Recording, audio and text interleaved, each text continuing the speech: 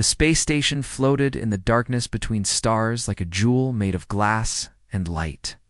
It was called the Neutral Station, and it was the most important place in the entire galaxy. Here, the 17 great empires of the Galactic Concord met to decide the fate of billions. Here, wars were ended and treaties were signed.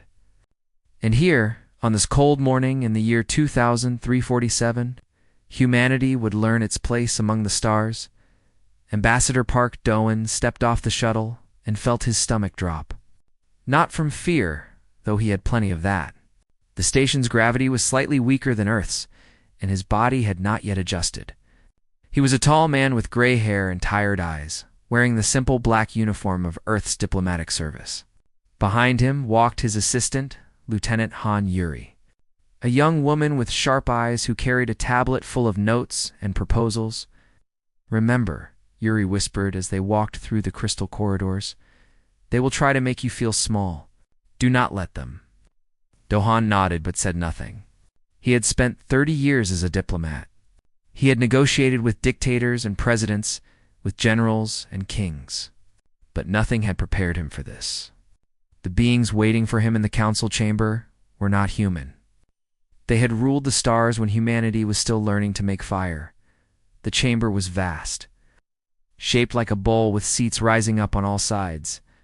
In those seats sat the representatives of 17 alien empires. Some looked almost human.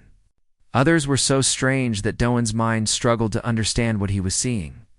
There were beings made of light, beings with too many arms, beings that floated in tanks of colored liquid. At the center of the highest platform sat High Sovereign Krathiel of the Velith Dominion.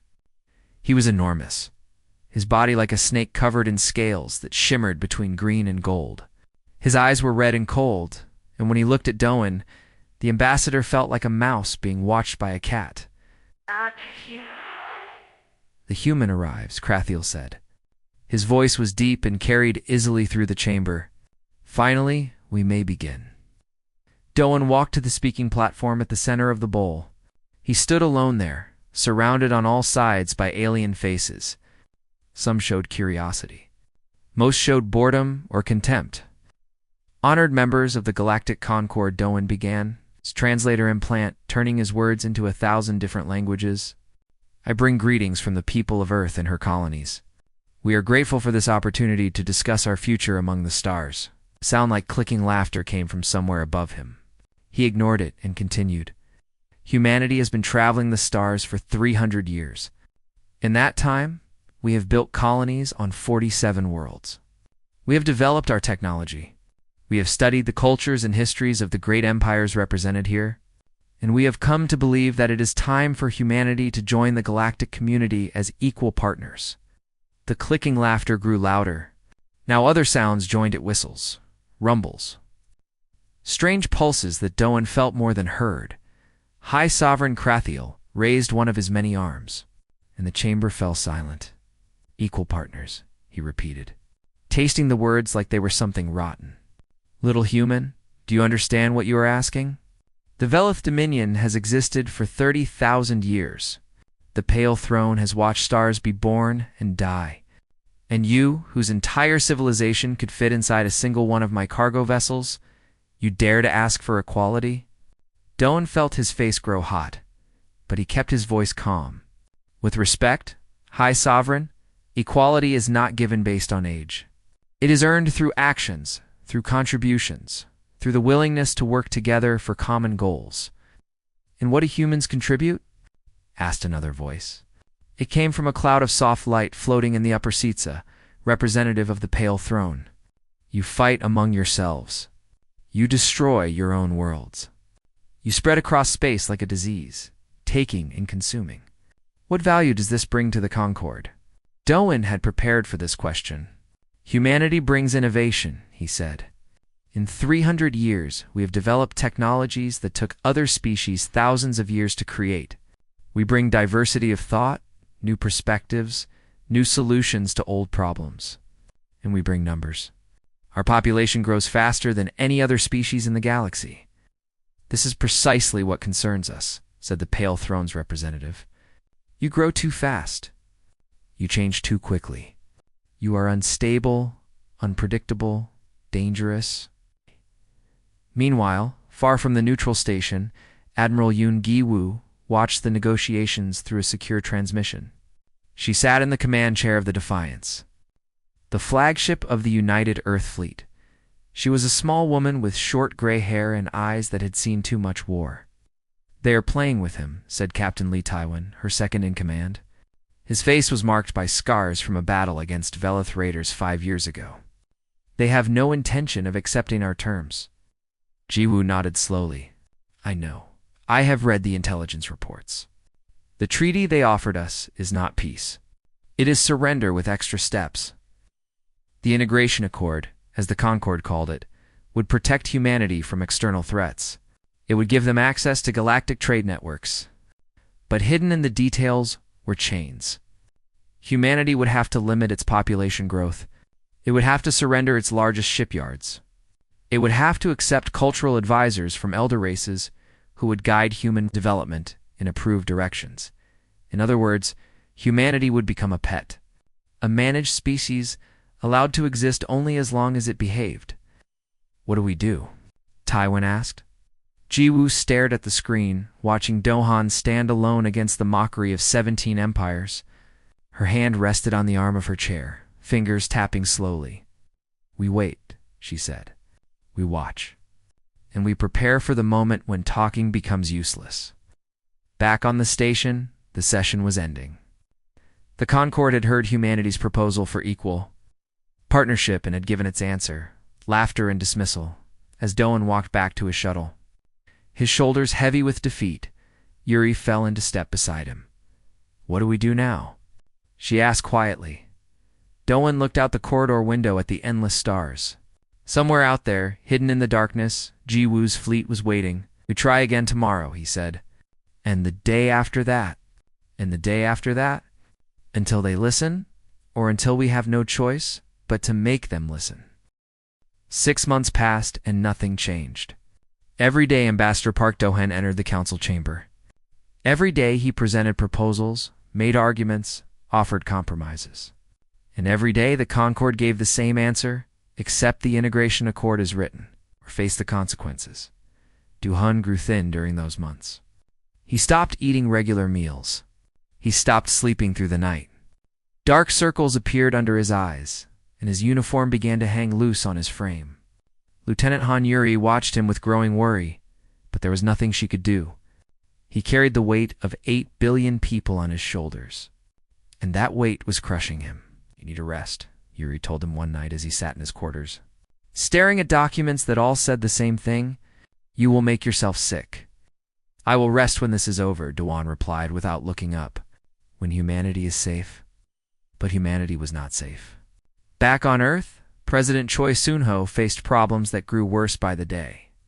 The news channels showed the negotiations, and the people watched their ambassador being mocked and dismissed.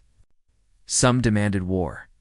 They filled the streets with signs and anger, calling for the fleet to strike first, to teach the aliens respect. Others demanded submission. They said humanity was too young, too weak, that fighting would mean extinction. The president sat in his office and listened to both sides screaming at each other, and he did not know which was right. General Kang Mira knew something that the public did not. She commanded Earth's defense forces. She had access to classified information that would have caused panic if it became public. The Velith Dominion was moving ships toward human space. Not many. Not yet. But the movement was there, quiet and steady, like a predator circling its prey. "They are testing us," Mira told the president during a secret meeting. "They want to see how we react." "And how should we react?" Choi asked. Mira's face was hard as stone. "We should prepare for war." The president closed his eyes. He was not a military man. He had been a teacher before entering politics, and he believed in the power of words and ideas. But words and ideas meant nothing to the beings who thought of humanity as insects. "Do what you must," he said quietly, "but do it in secret. If the Concord learns we are preparing for war, they will use it as an excuse to attack first." Far away, on a small colony world called New Busan, 12,000 people lived quiet lives. They were farmers and miners, Families who had left Earth to build something new among the stars. They had no warships, no weapons, no defenses.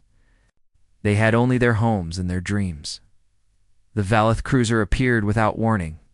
It dropped out of faster-than-light travel directly above the colony, so close that its shadow blocked out the sun. The colonists looked up in fear and confusion. They sent distress signals to Earth, but Earth was very far away. The cruiser fired once, just once. A beam of blue light struck the surface of New Busan and turned the colony into fire and ash. 12,000 people died in less than a minute. Men, women, children, farmers who had been tending their crops, miners who had been deep underground, a teacher who had been showing her students pictures of Earth, all gone. The Veleth claimed it was an accident. A navigation error, they said. The cruiser had been testing a new weapon system and had not realized the colony was there. They expressed regret for the unfortunate loss of life. The Galactic Concord investigated. They reviewed the evidence, listened to testimonies, and issued their ruling. It was indeed a tragic accident. No crime had been committed. The Veleth Dominion would face no consequences. There would be no payment to the families of the dead. There would not even be an apology. Ambassador Park Doan received this ruling while standing in the council chamber. He listened to High Sovereign Krathiel explain why humanity's petition for justice had been denied. He heard the words, but they seemed to come from very far away, like echoes in a dream. Something broke inside him that day. Not his will that remained as strong as ever. What broke was his hope. For 6 months, he had believed that if he just found the right words, the right arguments, he could make the Concord see humanity as worthy of respect. Now he understood the truth. The Concord would never respect humanity. Not because humans were unworthy, but because the Concord was not capable of respect. They were bullies, hiding behind their age and power, and bullies only understood one thing. That night, Doan made a call to Earth. The signal was encrypted with every security measure humanity possessed, because what he was about to say could never be heard by alien ears. President Choi appeared on the screen. Looking as tired as Doan felt, "I have done everything I can," Doan said. "Talking is useless. They will never give us what we want. They will only take what we have." The president was silent for a long moment. Then he asked the question that both of them had been dreading. "What do you recommend?" Doan thought of New Busan. He thought of 12,000 people who would never see another sunrise. He thought of his own children back on Earth, and what would happen to them if humanity continued to show weakness. "I recommend we show them that we are not afraid to fight," he said. "I recommend we make them understand that if they push us, we will push back. And if they try to destroy us, we will take them with us into the darkness." President Choi closed his eyes. When he opened them again, there was steel in his gaze. "I will speak with General Kong and Admiral Yoon," he said. "Prepare yourself, Ambassador. The next time you address the Concord, you will not be asking for peace. You will be delivering a warning." Doan nodded. For the first time in months, he felt something other than despair. He felt angry, and anger, properly directed, could move worlds. The council chamber was full when Ambassador Park Doan entered for what would be his final address. Every seat was taken. Word had spread through the station that something was about to happen, though no one knew exactly what. The humans had requested an emergency session, and for the first time, there was something different in the ambassador's eyes. The desperation was gone. In its place was something cold and calm and terrifying. Lieutenant Han Yuri walked 3 steps behind him, carrying nothing. No tablet, no notes, no documents. Whatever Doan was about to say was not written down anywhere. High Sovereign Krathiel watched the human approach the speaking platform with mild curiosity. He had grown bored of these sessions. The humans always said the same things, made the same useless arguments. He had already decided that after today, he would end this farce and force humanity to accept the integration accord. Perhaps he would destroy another colony first, just to remind them of their place. Ambassador Krathiel said, his voice dripping with false politeness. "You requested this session. We are listening. Speak your piece, and let us be done with this matter. Doan stood at the center of the platform and looked up at the assembled representatives of 17 galactic empires. He looked at the Velith, who had murdered 12,000 of his people without consequence. He looked at the Pale Throne, who had called humanity a disease. He looked at the Onda Collective, who had suggested that humans should be genetically modified to be more obedient, and he smiled. It was not a friendly smile. It was the smile of a man who had nothing left to lose. Honored members of the Galactic Concord, he began, his voice steady and clear. I have spent 6 months in this chamber, trying to convince you that humanity deserves respect. I have made arguments based on logic, on ethics, on mutual benefit. I have offered compromises that would have cost my people dearly, and you have responded with mockery, with contempt, and with murder. A murmur ran through the chamber. This was not how the human usually spoke. Today, I am not here to negotiate, Doan continued. I am not here to ask, or to beg, or to compromise. I am here to deliver humanity's final reply to the Galactic Concord. He reached into his pocket and pulled out a small device no larger than his thumb. He placed it on the speaking platform, and a hologram burst into the air above him. It showed a map of the galaxy, with the territories of all 17 empires marked in different colors and scattered across those territories, glowing red like drops of blood, were 147 points of light.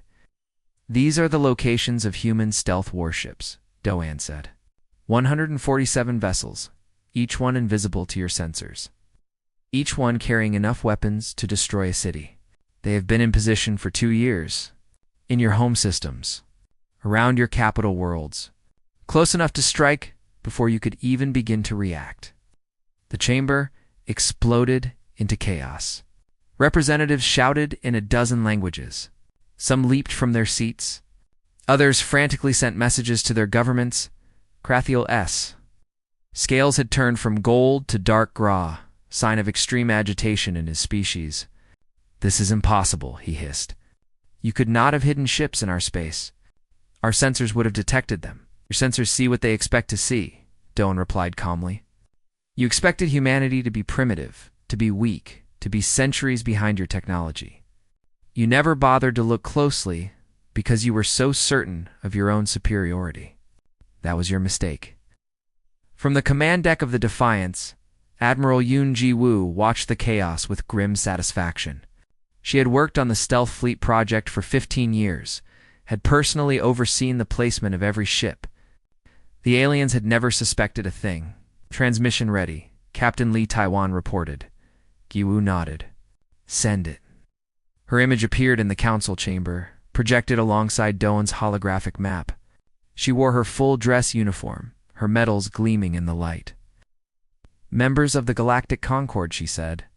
I am Admiral Yoon, Gu, commander of the United Earth Fleet. Allow me to confirm what Ambassador Park has told you. The stealth ships are real. They are armed, and their crews are ready to carry out their orders. The representative of the Pale Throne spoke, its voice like wind through dead trees. You would threaten us? We have existed for millions of years. We have seen civilizations rise and fall like waves on a shore. Do you truly believe you can frighten us?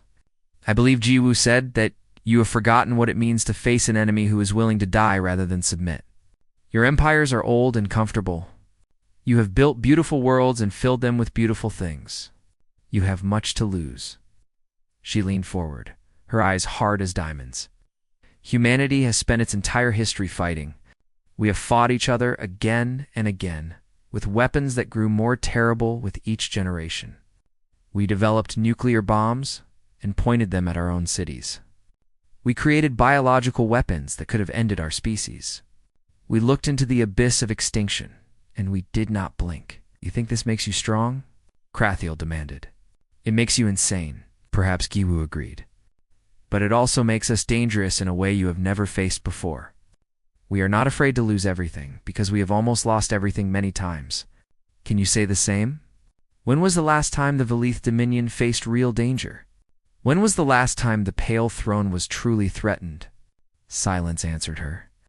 I thought so, she said. You have grown soft in your long peace. You have forgotten that sometimes the only way to survive is to make your enemy believe that destroying you will cost more than it is worth. Ow. Doan spoke again, drawing attention back to the speaking platform. You have 72 hours to meet our terms. Full territorial sovereignty for humanity. Reparations for the colony you destroyed. And a formal apology broadcast to every world in the Concord. And if we refuse?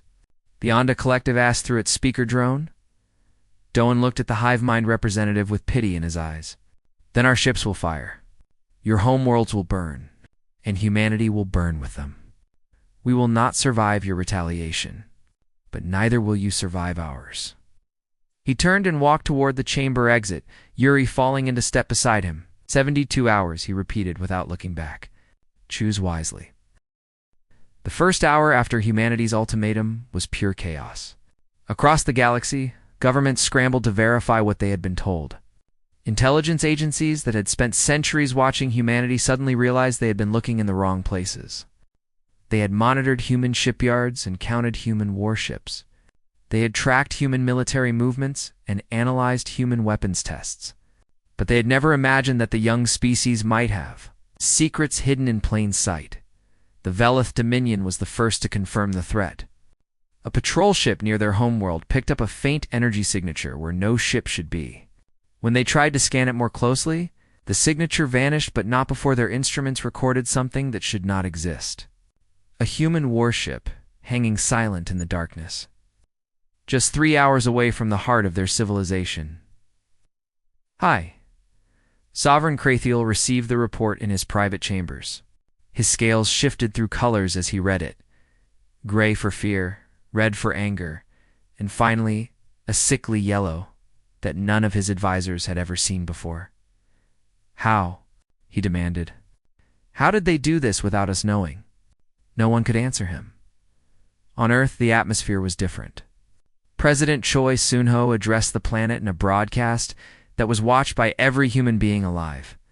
He stood in the presidential office, looking calm and steady, even though his hands were shaking under the desk where the cameras could not see. Citizens of Earth and the colonies, he said, you have heard what Ambassador Park said to the Galactic Concord. You know what we have threatened to do? I want to be clear with you about what this means. We are not bluffing. If the Concord refuses our terms, our ships will attack. The aliens will strike back. Many of us will die. Perhaps all of us. He paused, letting the weight of his words settle. But I want you to understand why we have chosen this path. For 6 months, we tried to negotiate peace. We asked only to be treated with basic respect, to be recognized as equals in the galactic community. The Concord's answer was to destroy one of our colonies and call it an accident. They killed 12,000 innocent people, farmers, miners, children, and faced no consequences. His voice hardened. If we accept their terms, we become their slaves. Our children and grandchildren will grow up under the control of beings who see us as animals. Our culture, our dreams, our future, all of it will be managed and directed by those who despise us. That is not a life worth living. So we have drawn a line. We have told the galaxy that humanity would rather die on its feet than live on its knees. And now we wait to see if they believe us. Dr. Bay. Yanji watched the president's speech from the war room deep, beneath the military headquarters in Seoul. She was a small woman with graying hair and thick glasses, and she had spent her entire career studying alien minds. She understood things about the Concord that even its own members did not fully grasp. They are not used to this, she said to General Kong Mira, who stood beside her watching tactical displays. For thousands of years, younger species have always submitted. The pattern is built into their thinking. They cannot easily imagine a different outcome. Will they accept our terms? Mira asked. Yunji considered the question carefully. Some of them want to. The Onda Collective, for example, operates on pure logic. They have calculated the costs and benefits, and they know that mutual destruction benefits no one. The Pale Throne is similar. They are old enough to take the long view, to understand that a galaxy without humanity is still a galaxy with problems, and the Velith. The Velith are the danger, Yunji admitted. Krathiel has built his power on the idea that he cannot be challenged. If he backs down now, he will appear weak. Some of his rivals might use that weakness to move against him. He may decide that destroying humanity is worth the cost, just to maintain his own position. On the neutral station, Ambassador Park Doan sat alone in his quarters, staring at the stars through a small window. Lieutenant Han Yuri had tried to get him to eat something, but he had no appetite. In less than 72 hours, he might be dead. Everyone he loved might be dead. Everything humanity had built over thousands of years might be ash in memory. A soft chime told him someone was at his door. He was surprised to find the Onda Collective's representative waiting in the corridor. It's the same speaker drone that had asked what would happen if the Concorde refused. "May I enter?" the drone asked. Doan stepped aside, curious despite his exhaustion. The drone floated into the center of the room and turned to face him. "We have been analyzing your species for many years," it said. "Your actions today have forced us to revise our models." "In what way?" "We had classified humanity as a standard expansion phase civilization. Aggressive but manageable. Dangerous in the long term, but controllable in the short term. We now believe this assessment was incorrect." Doan almost laughed. "And what is your new assessment?" "You are a survival phase civilization," the drone replied. "Your species has faced extinction before by your own hand. You developed weapons capable of destroying your world, pointed them at yourselves, and somehow did not use them. This is extremely unusual. Most species that reach this point either destroy themselves or abandon the capability entirely. You kept the weapons and the willingness to use them. We call it deterrence," Doan said. "The threat of mutual destruction keeps both sides from attacking." "Yes, we understand the concept now. What we did not understand before is that you are willing to apply this same logic to external threats. You would truly destroy yourselves to destroy an enemy. If the alternative is slavery, yes." The drone was silent for a long moment. When it spoke again, there was something almost like admiration in its artificial voice. "A bike." "This is why the Concorde fears you. Not because you are strong, you are not, compared to the elder races. Not because you are advanced, you are centuries behind in many areas. They fear you because you are willing to die in a way that they are not. They have too much to lose. You have decided that some things are worth more than survival." Doan met the drone's sensors with tired eyes. "Will the Concorde accept our terms?" "Unknown," the drone admitted. "The Onda Collective will vote in favor. The Pale Throne is likely to agree. Several smaller empires will follow. But the Velith controlled the largest military force in the Concorde. If Krathiel chooses to fight, others may feel they have no choice but to support him." "And what do you think he will choose?" The drone floated toward the door. "We think he is afraid. And afraid beings are unpredictable.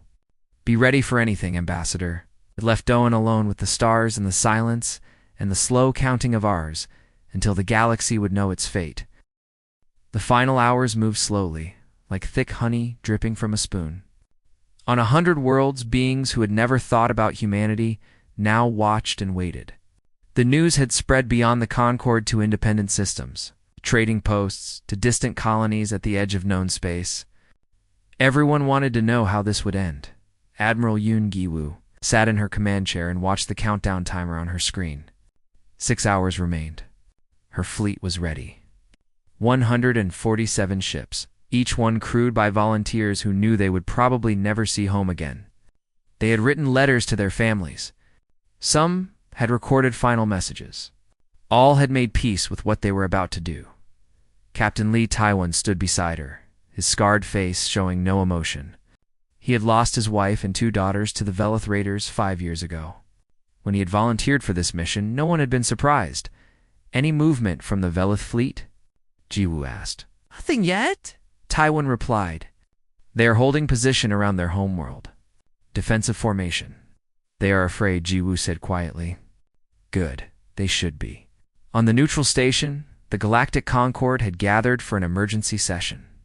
This time, there was no laughter. No clicking sounds of amusement. The chamber was silent as death.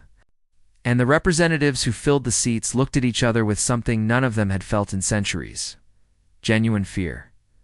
High Sovereign Krathiel slithered to the central platform. His scales were gray, the color of worry, and his movements were slow and careful. He had spent the last 60 hours in private meetings with other Concord leaders, arguing, threatening, and bargaining. In the end, the choice had been taken from him. The Pale Throne had announced it, would not participate in any military action against humanity.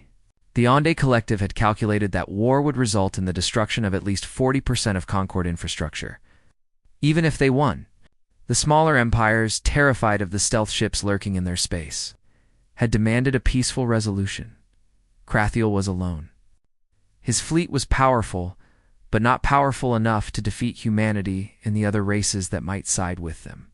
If he chose to fight, he might destroy the humans, but he would also destroy the Velith, Dominion's position in the galaxy.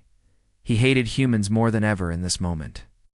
He hated them for their arrogance, their defiance, their willingness to risk everything on a mad gamble.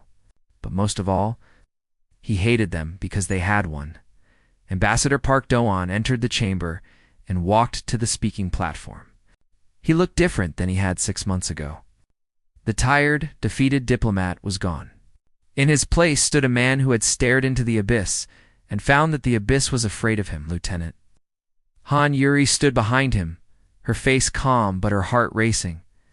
She knew that in the next few minutes, either peace would come or the galaxy would burn. Krathiel spoke first, his voice heavy with bitterness. The Galactic Concord has deliberated on humanity's demands. He paused, and for a moment, something dark flickered in his red eyes. Then it faded, replaced by resignation. The Concord accepts your terms. A gasp ran through the chamber. Some representatives slumped in their seats with relief. Others stared in disbelief.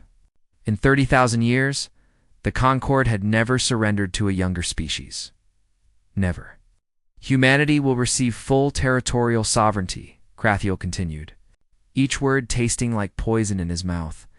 Reparations will be paid for the colony that was destroyed, and a formal apology will be broadcast to every world in the Concord. Doan bowed his head slightly. The people of Earth thanked the Concord for its wisdom. Do not mistake this for respect, Krathiel hissed. You have threatened us with mutual destruction like the primitive savages you are. The Concord will remember this. We will be watching you for a very long time. Watch all you like, Doan replied calmly. But understand this. Humanity did not want war. We came to you seeking friendship and partnership. You offered us chains instead. What happened here is the result of your arrogance, not our aggression. He turned to address the entire chamber. We do not wish to rule the galaxy. We do not wish to conquer your worlds or dominate your peoples. All we ever wanted was to be left alone to build our own future. Respect us as equals, and you will find no better friends in the universe. Threaten us, and you will learn that there are worse things than old enemies. He paused, and when he spoke again, his voice carried the weight of 8 billion souls. We are humanity. We have burned our own cities and poisoned our own lands. We have killed each other by the millions for reasons we can barely remember. We have stared into the face of extinction and survived. The stars are vast, and there is room for all of us. But if you ever again try to make us kneel, remember what happened here today. He placed his hand over his heart. Remember that we would rather die free than live as slaves. And remember that if we burn, you burn with us. The chamber was silent. Not even Krathiel could find words to answer. Admiral Yoon Gi-woo received the transmission aboard the Defiance. All ships stand down, she ordered, her voice betraying none of the relief flooding through her body. The Concord has accepted our terms. Cheers erupted across the fleet. Crew members embraced each other. Some wept openly. Captain Lee Taiwan allowed himself a small smile, the first in 5 years. On Earth, President Choi Sun-ho announced the victory to a world that had been holding its breath. In cities and colonies across human space, people poured into the streets. They danced and sang and cried. They had faced the greatest empires in the galaxy and had not flinched. They had proven that humanity, for all its flaws, had something that the ancient races had lost. The courage to risk everything for freedom, Dr. Bay. Yanji watched the celebrations from her window. General Kongmira stood beside her, a glass of wine in her hand. "We did it," Mira said quietly. "We actually did it," Yashunji agreed. "But this is not the end.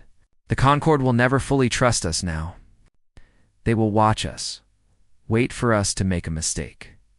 Some of them will try to find ways to destroy us without risking open war. Then we will be ready for that too." Yanji nodded slowly. "I suppose we will. It is strange, you know. For centuries, we dreamed of meeting other intelligent life in the universe.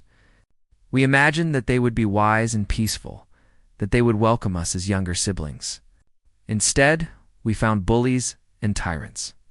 And we handled them the same way we handle all bullies," Mira said with a grim smile. "We showed them that we would hit back." Far away on the neutral station, Ambassador Park Doan sat in his quarters and finally allowed himself to rest. The treaty would be signed tomorrow. The formal apology would be broadcast next week. Human ships would remain in position for another year, just to make sure the Concord kept its promises. Lieutenant Han Yuri brought him a cup of tea and sat across from him. "What happens now?" she asked. Doan took a sip and looked out at the stars. They seemed different now, no longer a vast and hostile emptiness, but a frontier full of possibility. "We build," he said. "We grow stronger, wiser, better. We become the civilization we always dreamed of being. And if anyone ever threatens us again, we show them that today was not a fluke, that humanity will always fight for its freedom, no matter the cost." He smiled, and for the first time in months, it was a genuine smile. "The galaxy will never forget what happened here. They called us primitive, dangerous, unworthy of respect. They laughed at us and killed our people and thought we would simply accept it. Instead, we made them blink." Yuri raised her cup. "To humanity." Doan raised his in return. "To humanity. May we always be too stubborn to die and too proud to kneel." Outside, the stars burned cold and eternal, witnesses to the day when a young species rose from obscurity and made the oldest powers in the universe remember what fear felt like. The galaxy had blinked, and nothing would ever be the same again.